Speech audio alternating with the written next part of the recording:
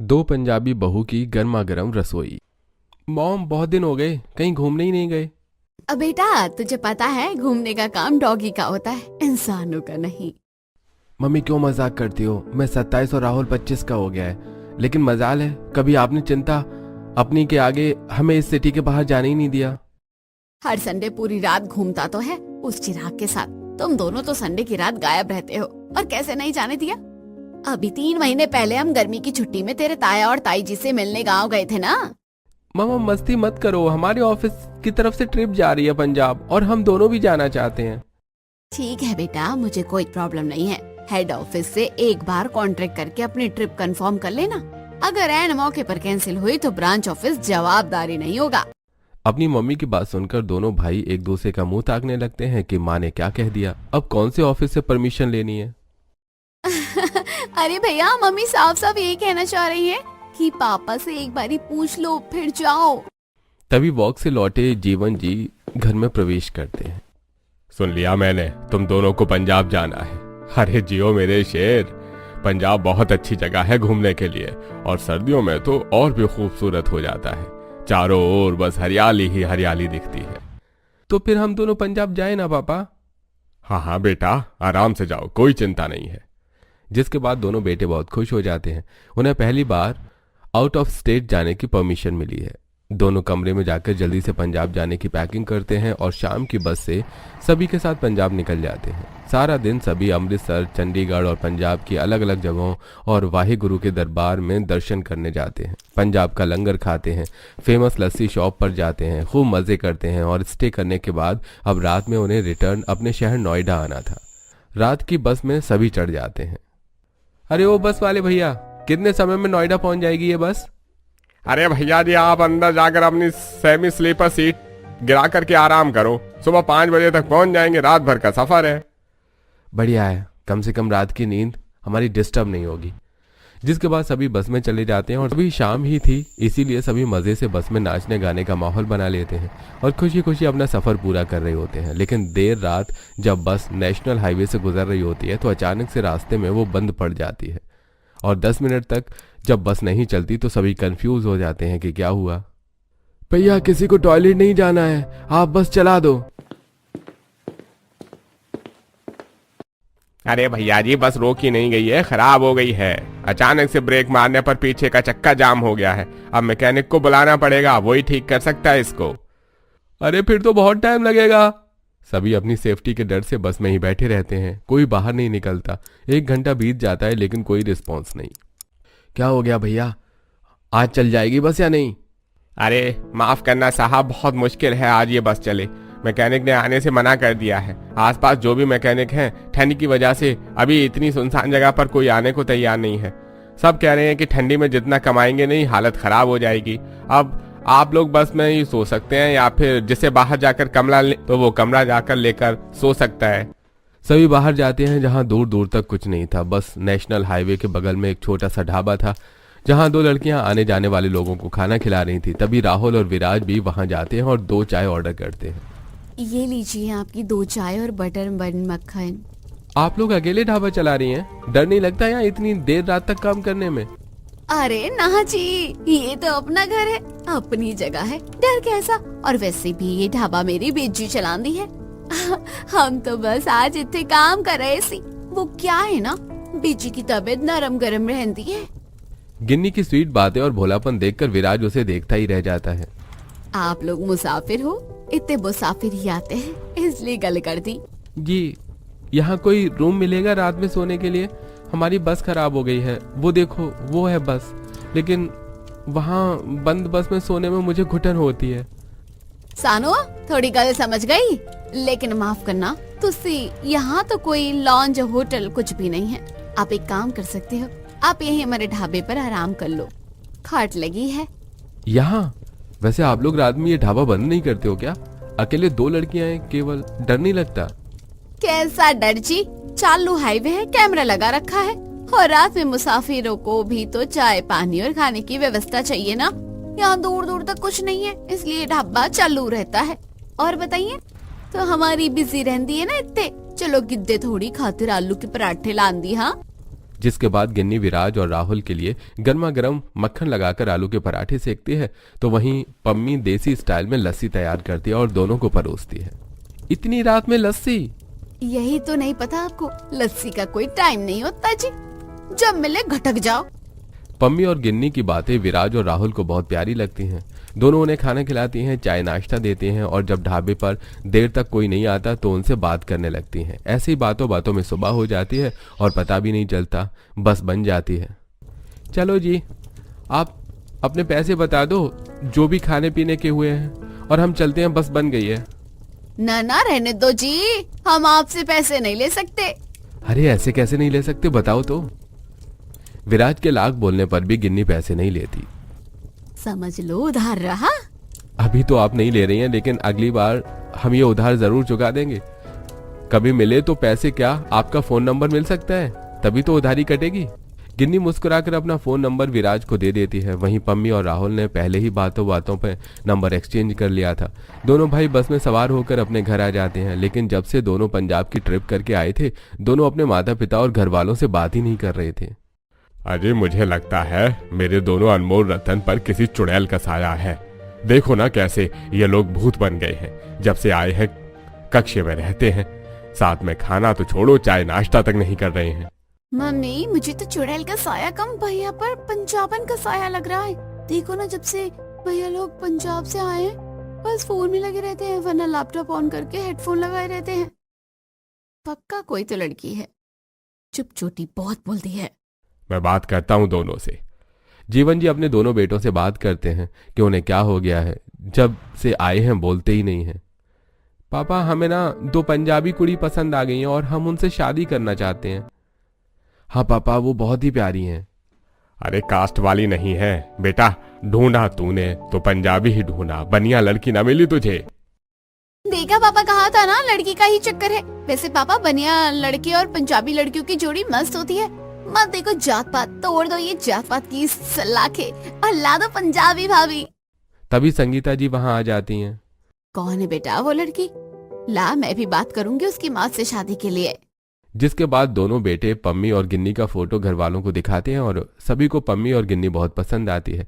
जिसके बाद संगीता जी पम्मी और गिन्नी की बीजी को कॉल करके उनसे बात करती हैं और उन्हें भी शादी के लिए राजी कर लेती हैं। जिसके बाद दोनों परिवार मिलकर बच्चों का रोका करते हैं और शादी की डेट फिक्स करते हैं। कुछ दिनों बाद शादी का दिन भी आ जाता है। पम्मी और गिन्नी दुल्हन बनकर बहुत ही सुंदर लग रही थी। वो तैयार तो बनियों के हिसाब से हुई थी, लेकिन बालों में परांदे, हाथ में कालिरे और उनके गहने चूड़ी ये सब पंजाबी स्टाइल के थे, जिससे उन्हें देखकर कोई भी कह दे कि बनी पंजाबी ब्राइड है। जिसके बाद दोनों की शादी बड़े ही धूमधाम से होती है और पंजाबी बहुएं अपने ससुराल आ जाती हैं। और गृह प्रवेश के समय, अरे ये तुम्हारी बहुएं आधी पंजाबी क्यों लग रही हैं? हाँ, शादी में भी मैं कंफ्यूज थी, लेकिन खाने पर फोकस था तो ब्राइड मिल हो गई। ये पराठे और पंजाबियों जैसा कहना, ये बहू कहीं पंजाबी तो नहीं है? अरे गांव में ढोल बजे और हमारी पड़ोसने के खानों में भनक नहीं, सबको पता है बहन ये दोनों बहुएं पंजाबी हैं। ये दोनों लाड ले गए थे ना 1 महीने पहले पंजाब, तो कड़ी सेट करके लाए थे, अब शादी भी हो गई। माँ पड़ेगा अब बनियों में तो इंटरकास्ट का रिवाज नहीं है। ये पंजाबियों के कारण पता नहीं चाचा जी चाची जी को क्या हो गया है। सभी पड़ोसी इसी तरह की बातें करने लगे हैं। देखो भाई, जिसे मेरी बहू से दिक्कत है वो यहाँ से जा सकता है, लेकिन यहाँ खड़े होकर मेरी बहू की बुराई करो, ये मैं बर्दाश्त नहीं कर सकती हूँ, ठीक है? सास के बोलने पर सभी चुप हो जाते हैं और संगीता जी अपनी दोनों बहुओं का गृह प्रवेश करती हैं। जिसके बाद वो बहुओं को घर में ले आती हैं और धीरे धीरे सारे मेहमान चले जाते हैं और थकी हारी बहुएं भी आराम करने अपने कमरे में चली जाती हैं। वहीं अगले दिन सुबह पम्मी और गिन्नी दोनों जल्दी उठकर घर के सारे काम निपटा देते हैं और 6 बजे दूध वाले से दूध लेकर गिन्नी रसोई में लस्सी और बटर बनाने लगती है। वहीं गिन्नी रसोई में गैस पर आलू चढ़ा देती है। कुकर की सीटी की आवाज और ढेर सारी रसोई की खटपट सुनकर संगीता जी रसोई में बहुओं को देखकर हैरान हो जाती हैं। बहू, तुम दोनों यहाँ क्या कर रही हो? रहने तो बच्चे, इतनी सुबह कौन काम करता है? मम्मी जी, ये तो हमारा फर्ज है, तो उससे अब चिंता ना करो, हम आपकी रसोई अच्छे से संभाल लेंगे। आज हमारी पहली रसोई है और पहली रसोई सुबह सुबह की शुभ होती है ना मम्मी जी, इसलिए हमने सोचा आज हम जल्दी से आप लोगों के लिए बढ़िया गरम गरम नाश्ता बनाएं। सभी जब फ्रेश होंगे हमारा नाश्ता तैयार हो जाएगा। बहुओं का ये जोश देखकर पम्मी जी बहुत ही ज्यादा खुश हो जाती हैं, जिसके बाद वो फ्रेश होने चली जाती हैं। वहीं दोनों बहुएं अपनी पहली रसोई के दिन सुबह सुबह सभी के लिए आलू और गोभी के पराठे बनाती हैं। साथ में समोसे, कचौड़ी, जलेबी और केसर लस्सी और सारा खाना टेबल पर लगा देती हैं। बहुओं के खाने की खुशबू से पूरा घर महक गया था और सभी जल्दी से तैयार होकर डाइनिंग टेबल पर आते हैं। अरे आज तो नाश्ते की अलग ही खुशबू आ रही है। हाँ भाभी, ये खाना तो कमाल का लग रहा है। तू घर का खाना कभी खाती तो है नहीं, बस सूंघ के रख देती है और कह रही है कमाल का लग रहा है। हाँ है, तभी तो बोला भैया। बहुएं सभी के प्लेट में नाश्ता परोसती हैं और सभी चाव से खाते हैं। और सानवी, जो कभी घर में न खाना खाती न नाश्ता करती थी, आज वो भी घर में खाना खाती है और मांग मांग कर खाती है। ये देखकर सभी हैरान थे। वाह भाभी, ये मक्खन लगाकर कितने करारे पराठे बना दिए हैं। भाभी की दीवानी, जब मैं बनाती हूँ तो मेरे हाथ का खाना तो तुझे बिल्कुल पसंद नहीं आता और भाभी के हाथ के पराठे मांग मांग कर खाए जा रही है। हाँ, सादा सादा आलू भर के सेक देती हो। देखो भाभी ने हाथ के बनाए मक्खन से पराठा बनाया है। ये तो किसी भी पंजाबी रेस्टोरेंट को बीट कर सकता है, इतना जायकादार है।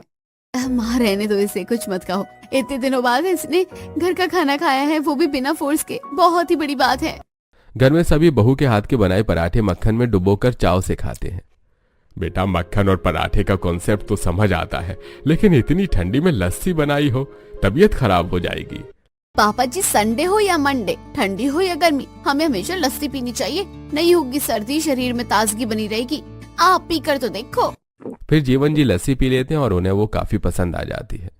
अरे ये समोसे कचौरी तो वाह वाह, क्या बात है, क्या स्वाद है। जलेबी भी कमाल की है।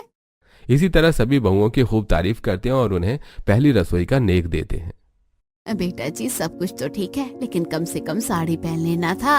ये सूट पहन रखा है। रहने दो ना माँ, वैसे भी साड़ी कितनी रिस्की होती है। भाभी अगर गलती से उसमें पैर फंस जाए तो चोट लग जाएगी ना। हाँ सो तो है, जाने दे बहू, तू सूट ही पहन कर आ। नई नई ससुराल में पंजाबी बहुओं के आने से घर का माहौल थोड़ा सा डिफरेंट हो गया था।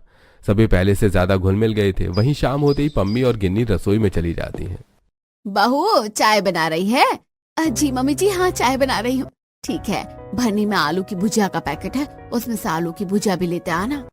इतना कहकर संगीता जी लॉन एरिया में चली जाती हैं। वहीं पम्मी और गिन्नी आलू को उबालकर फ्रेश आलू भुजिया बनाती हैं और उसमें कड़ी पत्ता, मिर्च, नमक, चाट मसाला और सिंग दाने, काजू बादाम सब ऐड कर देती हैं। साथ में चाय के साथ खाने के लिए थोड़ी सी मठरी भी तलती हैं और चाय नाश्ता लेकर दोनों बहुएं बाहर जाती हैं। नाश्ते में गर्मा गर्म ताजी नमकीन भुजिया देखकर सभी घर वालों का मन महक जाता है। बेटा, इतनी मेहनत क्यों करनी थी, भरनी में रख देती, भुजिया ले आते। माँ जी, दुकानों वाली भुजिया बहुत दिनों की होती है, उससे आपकी तबीयत खराब हो सकती है, पेट में गैस बन सकती है और तरह तरह की बीमारियां हो सकती है। ताजा खाना ही हेल्दी होता है, कुछ भी हो। सभी को बहुओं की बात अच्छी लगती है। पूरा परिवार बैठकर चाय नाश्ता करता है और ताई भुजिया की खुशबू सूंघकर सानवी भी चाय पीने आती है। ये लट्टे मूछा चीनों वाली लड़की आज चाय पीने कहाँ से आ गई? साथ में ये भुजिया भी खा रही है। मुझे घर की भुजिया कब से पसंद आने लगी। ऐसा लग रहा है कि आप लोगों ने मुझे लाइफ में पहली बार खाते हुए देखा है। अरे भाभी के हाथ का स्वाद जैसे रेस्टोरेंट का खाना हो, इसलिए तो मैं खा रही हूँ, वरना मुझे कहाँ घर का खाना पसंद है। फिर सनवी पूरे प्लेट की आलू भुजिया खा जाती है और एक्स्ट्रा कप वाली चाय भी पी जाती है। सभी हंसने लगते हैं और मजे से शाम का स्नैक्स करते हैं। ऐसे ही कुछ दिन बीत जाते हैं।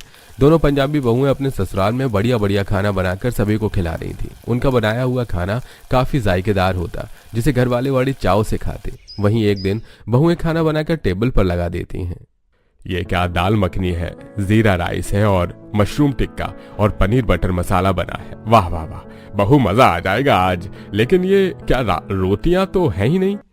पापा जी, जायकादार गरम गरम खाना फुल्की के साथ अच्छा लगता है, रोटियां तो बासी हो जाती हैं। मैं अभी गर्मा गर्म फुल्के सेक कर ला रही हूँ। पम्मी और गिन्नी रसोई में 2 चूल्हा जलाती हैं। पम्मी एक चूल्हे पर नान सेकती है तो गिन्नी फटाफट फुल्के सेक कर घर वालों को खाने के साथ में फुल्के परोसती है। गर्मा गर्म खाने के साथ फुल्के खाकर सभी को मजा आ जाता है। अरे रोटी तो हम डेली खाते हैं, लेकिन आज की रोटी का स्वाद अलग ही है, क्योंकि देवर जी गैस से उतरे हुए गर्मा गर्म फुल्के खाते समय हल्के फुल्के होते हैं। गिन्नी के पंजाबी जोक पर सभी हंसने लगते हैं और बड़े ही चाव से खाना खाते हैं। जहां सभी 2 रोटी खाते थे, वो आज 5-6 फुल्के साथ में 2-3 नान खा जाते हैं और पता भी नहीं चलता। भाभी मुझे तो एक रोटी से ज्यादा खाने का मन ही नहीं करता। आज 5 रोटी खा चुकी हूँ। मेरी पंजाबी बहुओं ने सभी को लाइन पर ला दिया है। वैसे कुछ भी कहो, इनके हाथ का खाना तो होटल जायकेदार है। ऐसे ही कुछ दिन बीत जाते हैं और गांव से संगीता जी की चाची सास घर आती हैं। क्यों रे संगीता बहू, बहू ले आई और खबर तक नहीं की? नहीं चाची, ऐसा नहीं है। गुड्डू भैया से कहा था शादी में आने को, गाड़ी भी भिजवाई थी, लेकिन गुड्डू भैया के मन में जाने कौन सा गुस्सा है, वो आए नहीं और आपको बताया भी नहीं। उससे तो मेरी भी बोलचाल नहीं है। मेरा सगा बेटा होकर मुझे पराया कर दिया। अकेले बनाती खाती थी। जब जीतू ने फोन किया, जीतू को पता चला तो तुरंत लेने पहुंच गया। अच्छा किया चाची जी जो आए। देखो तो कितनी दुबली पतली हो गई चाची। एक टाइम बनाती हूँ, 2 टाइम खाती हूँ, कोई केयर करने वाला नहीं है। ऊपर से बूढ़ी हो गई हूँ। कब तक तंदुरुस्त रहूंगी? कभी ना कभी तो ये सब होना ही है। तभी दोनों पंजाबी बहुएं सिर पर दुपट्टा लेकर दादी सास के पैर छूने आती हैं। खुश रहो खुश रहो। अरे संगीता बहू को अभी से इतनी छूट दे दी, ये पंजाबन घर को भी पंजाब बनाती है। अरे ससुराल के रीति रिवाज से चलेगी या मायके के? चाची अब जिसमें वो कंफर्ट है वही पहनने दो तो ठीक है ना। वैसे तो जमाने के हिसाब से बहुएं कम ही हैं, वरना लोगों की बहुएं मिन्नी और जींस न जाने क्या क्या पहन पहन कर घूमती हैं। संगीता की बात सुनकर सुमित्रा जी चिढ़ हो जाती हैं। सुमित्रा जी को बहू के रंग में दिक्कत नहीं थी, लेकिन उन्हें बहुओं के पंजाबी होने से दिक्कत थी, जिस कारण जब से सुमित्रा जी घर में आई थी तब से ही वो पंजाबी बहुओं के काम में नाक अड़ाई रहीं और हर बात पर उन्हें ताना देती। ऐसी कुछ समय बीत जाता है और बूढ़ी सुमित्रा जी जो पहले से बीमार थी और तबीयत खराब हो जाती है। हमारी दादी की तबीयत पर ध्यान देने की जरूरत है। दादी जी कुछ खाती भी तो नहीं है, अब उनको हेल्दी हेल्दी खिलाएंगे। जिसके बाद गिन्नी और पम्मी बाहर से मिट्टी खरीद कर लाती हैं और घर के आंगन में मिट्टी का चूल्हा बनाती हैं और बाजार से सरसों का साग और हरी सब्जियां लेकर आती हैं और मिट्टी के चूल्हे पर पम्मी और गिन्नी सरसों का साग के साथ मक्के की रोटी बनाती हैं और उस पर 2 चम्मच घी डालकर सुमित्रा जी को देती हैं। खाने की खुशबू से ही सुमित्रा का मन महक जाता है। पोता बहू, वैसे तो मेरा कुछ खाने का मन ही नहीं करता, लेकिन तुम दोनों के पंजाबी रसोई के खाने की महक से ही मन खुश हो गया। कितनी बढ़िया खुशबू आ रही है इस सरसों के साग और मक्के की रोटी से। दादी अभी तुझसे ये खा लो, हम शाम में बहुओं की दाल और बाजरे की रोटी साथ में चुन्नी के पराठे खिलाएंगे आपको। देसी खाने के नाम से ही सुमित्रा जी खुश हो जाती हैं। ठंड में रजाई में घुसकर सुमित्रा जी बिस्तर पर ही खाना खाती हैं और बहुएं बिस्तर पर ही उन्हें हर चीज लाकर देती हैं ताकि दादी को किसी चीज की दिक्कत ना हो। वहीं शाम में फिर से बहुएं चूल्हे पर खाना बनाती हैं और डिनर में बाजरे की रोटी, चुन्नी के पराठे और मठुए की दाल और उसमें ढेर सारा घी देखकर दादी खुश हो जाती हैं और वो जल्दी जल्दी सारा खाना खा लेती हैं। अब दोनों पंजाबी बहुएं ऐसे ही अपनी रसोई में हेल्दी और टेस्टी खाना बनाती हैं। कभी दादी को टोमेटो सूप बनाकर देती तो कभी जिंजर गार्लिक पराठा बनाकर खिलाती। दोनों पंजाबी बहुएं हमेशा हेल्दी खाना बनाकर सबको खिलाती और घी और मक्खन भर भर कर इस्तेमाल करती, जिससे कुछ ही दिनों में दादी की तबीयत ठीक हो जाती है। और एक दिन बहू मानना पड़ेगा, तेरी बहू तो कमाल की है। मैंने सोचा पंजाब ने बड़ी बेकार होंगी, कुछ आता नहीं होगा, लेकिन ये तो बड़ी गुणी बहुएं हैं और रसोई में तो इतने निपुण हैं जैसे हाथों में माता अन्नपूर्णा का निवास हो। चलो अब आपके रूटीन चेकअप का दिन है। माँ जी बाहर बहुत ठंड है, आप मत जाओ, मैं जाऊंगी दादी के साथ। ठीक है बहू। पम्मी ये ले, इस थर्मस में काढ़ा भर कर ले आ। बाहर ठंड है ना, जब दादी को खांसी आए या बहुत ठंड लगी तो ये दे देना, एनर्जी आएगी। ठीक है दीदी, मैं दे दूंगी। जिसके बाद पम्मी दादी को रूटीन चेकअप के लिए लेकर जाती हैं। देखिए सुमित्रा जी, आप तो पहले से ही काफी फिट हो गई हैं। शुगर, बीपी, कोलेस्ट्रॉल सब नॉर्मल है। लगता है इनकी डाइट पर अच्छा ध्यान दिया गया है। जी डॉक्टर साहब। अगर ऐसे ही इनकी देखरेख की गई तो कुछ ही दिनों में ये बिल्कुल ठीक हो जाएंगी। ठीक है, मैं ध्यान रखूंगी। जिसके बाद डॉक्टर पम्मी को दादी की दवाई के बारे में बताता है और पम्मी दादी को लेकर घर आ जाती है। अरे संगीता, तेरी बहुएं भले ही जात वाली नहीं है, लेकिन किसी से कम नहीं है, मानना पड़ेगा। अरे डॉक्टर से यूं अंग्रेजी में पिटर पिटर बता रही थी और डॉक्टर ने खूब तारीफ की। बहू क्या कह रहा था डॉक्टर? कि अभी दादी को और अच्छे से खिलाओ और उनकी सेवा करो, अभी तो आधी बीमारी दूर हुई है। सभी खुश हो जाते हैं कि सुमित्रा जी की तबीयत में सुधार था। सुमित्रा कहने को संगीता की चाची सास थी, लेकिन जब से संगीता की सास का देहांत हुआ था, सुमित्रा जी ने संगीता और जीवन की माँ का प्यार दिया था। कुछ दिन ऐसे ही बीत जाते हैं और पंजाबी बहुएं अब घर में और भी बढ़िया हेल्दी और जायकेदार खाना बनाती हैं। अरे मम्मी बहू, ये मिक्स दाल कितनी स्वादिष्ट है। अरे तुम लोगों ने इतना बढ़िया खाना कहाँ से बनाना सीख लिया? अपनी बीजी से दादी। बीजी के हाथों का स्वाद, वाह, एकदम अमृत जैसा खाना बनाती है बीजी। पहले तो मुझे ये पंजाबन बिल्कुल पसंद नहीं थी, लेकिन मेरे पोते की पसंद कमाल की है। ऐसी बहू तो हम भी ला ना पाते। इनके लिए जैसी लड़की इन्होंने ढूंढी है। माँ, इन दोनों को आए काफी दिन हो गए हैं। अब तक घर में ना कोई पूजा हुई है न पार्टी। वैसे तो गांव में नई बहू आती थी तो पार्टी होती थी ना। वो पूजा थी बुद्धू। अब तो चाची की तबीयत भी ठीक हो गई है। भाग्यवान क्यों ना अब हम घर में कथा करवा दें और मेहमानों को बुलाकर खाना खिला देंगे। क्या चाहती हो? हाँ जी, ये ठीक रहेगा। और इसी बहाने बहुएं अपनी बुआ, मौसी, चाची और बाकी सास से भी मिल लेंगी। चंगा सी। लेकिन माँ जी, बस दूध ज्यादा मंगाना, लस्सी के बिना मजा नहीं आएगा। चिंता ना कर बहू, तबेले वाले को पहले से ही बोल दूंगी कि दूध ज्यादा देगा। कुछ दिनों बाद संगीता जी घर पर पूजा रखवाती हैं। माँ, हलवाई को बोल दो ना, आके खाना बना देगा। हाँ बेटा, 50 से ज्यादा लोगों का खाना है, हलवाई रहेगा तो ठीक है। ठीक है, मैं अभी हलवाई को फोन लगाकर कह देता हूँ। जिसके बाद विराज हलवाई को फोन लगाने लगता है कि तभी जीत जी, तुझसे हलवाई रहने दो, 80 मिलकर कर लेंगे। अरे भाभी, 80 मेहमान आएंगे तो उनमें काम करवा लोगी? ना जी, 80 मतलब मैं और पम्मी मिलकर कर लेंगे। वैसे भी हम दोनों तो लंगर में 500 लोगों का खाना अकेले बनाते थे। 5000 रोटियां दिन की अकेले बेलते थे। बेटा जी, बड़ी मेहनत हो, मानना पड़ेगा भाई। भले ही हमने बिरादरी की बहू नहीं ली, लेकिन बहुएं बिरादरी वाली से ज्यादा अच्छी मिली है, सौभाग्य। जिसके बाद राहुल और विराज एक दिन पहले ही राशन का सारा सामान ले आते हैं और दोनों बहुएं मिलकर रात में ही सब्जी काट कर फ्रिज में रख देती हैं। आटा चाल कर, चावल बीन कर, ड्राई फ्रूट कट करके हर चीज़ का इंतज़ाम करके रखती हैं, जिससे हर मौके पर उन्हें किसी चीज़ की परेशानी न हो। वहीं अगली सुबह तड़के उठकर ही बहुएं खाना बनाने में लग जाती हैं। दोनों पंजाबी बहुएं मेहमानों के लिए गरम गरम बढ़िया 3 तरह के पराठे बनाते हैं, काजू बादाम डाल कर समोसे बनाती हैं और कटलेट बनाती हैं ताकि वो अच्छे से नाश्ता कर लें। जिसके बाद खाने में वो छोले भटूरे, कुलचा, नान, पनीर टिक्का, रायता और वेज दम बिरयानी बनाती हैं। साथ में मटके में छाछ और लस्सी तैयार करती हैं और सभी खाना में केवल घी का इस्तेमाल हुआ था। मेहमानों के आने के पहले ही बहुएं सब कुछ तैयार कर देती हैं और जब मेहमान आते हैं बहुएं सुंदर सी सूट पहनकर आ जाती हैं। ये क्या बहू, तो पंजाब बना गई, लेकिन बनियों वाले ढंग तो सिखा देती। इन्हें इतने सारे मेहमानों के सामने ऐसे सूट पहना रखा है। ये क्या, चोली में फिट बांध रखा है?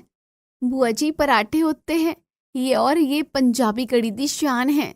दीदी, बिरादरी में पंजाबी बहू लेकर आपने नाक कटवा दी, वरना हमारे विराज और राहुल के लिए लड़की की कमी नहीं थी क्या? अरे एक से एक मिलती। इससे अच्छी तो मेरी कीर्ति है, कम सुंदर है लेकिन साड़ी और घूंघट के बिना दहलीज नहीं लांगती। क्या फायदा ऐसी बहू का जो एक गिलास पानी तक नहीं देती?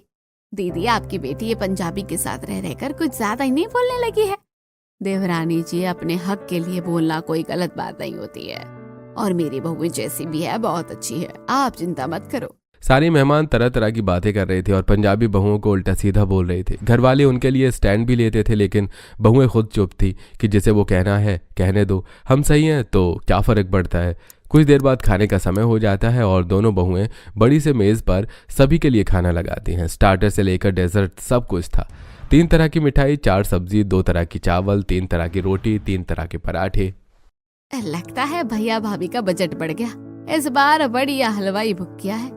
इतना सब कुछ खाने में तो घी की खुशबू आ रही है, आज तो खाने में मजा आ जाएगा। हाँ हाँ, खाओ खाओ खाओ। मेरी दोनों पंजाबन बहुओं ने ये सब अकेले बनाया है, और आज ही बनाया है। सभी हैरान हो जाते हैं कि 2 बहुएं इतना सब कुछ कैसे बना ली, और खाना काफी गर्म होता है, खाने में काफी ज्यादा टेस्ट होता है और सभी चटकारे लेकर खा रहे थे। यकीन नहीं हो रहा कि ये सब इन पंजाबन बहुओं ने बनाया है। मानना पड़ेगा दीदी, भले ही बहू परजात से लाई हो, लेकिन बहुत ही सही पसंद है। हमारी बहुएं तो 4 लोगों का खाना ढंग से नहीं बना पाती हैं, और उसमें भी गड़बड़। इन्होंने तो 80 लोगों का खाना बना दिया, और वो भी इतना सारा। सभी बहुओं के खाने की खूब तारीफ करते हैं और जाते जाते बहुओं से माफ़ी मांग जाते हैं। वहीं पूजा में बहुत ज़्यादा काम पड़ गया था, जिस कारण संगीता जी को बहुत ही ज़्यादा थकान लग रही थी और वो बेहोश हो जाती हैं। पापा देखो ना, माँ को क्या हो गया है, डॉक्टर को बुलाओ। कुछ देर बाद डॉक्टर आते हैं और संगीता जी का चेकअप करते हैं। देखिए, घबराने की कोई बात नहीं है, सब नॉर्मल है और संगीता जी से पहले से फिट हो गई है। और ये क्या सन्वी बेटा, तुम मोटी होने लगी? इतने सालों में तो कभी ये चमत्कार नहीं हुआ। डॉक्टर साहब, सब इन दोनों का कमाल है। फिर सभी डॉक्टर को सारी बात बताते हैं। अब आप लोगों की डाइट एकदम सही हो गई है, हेल्दी और टेस्टी खाना, ये तो ब्लेसिंग है।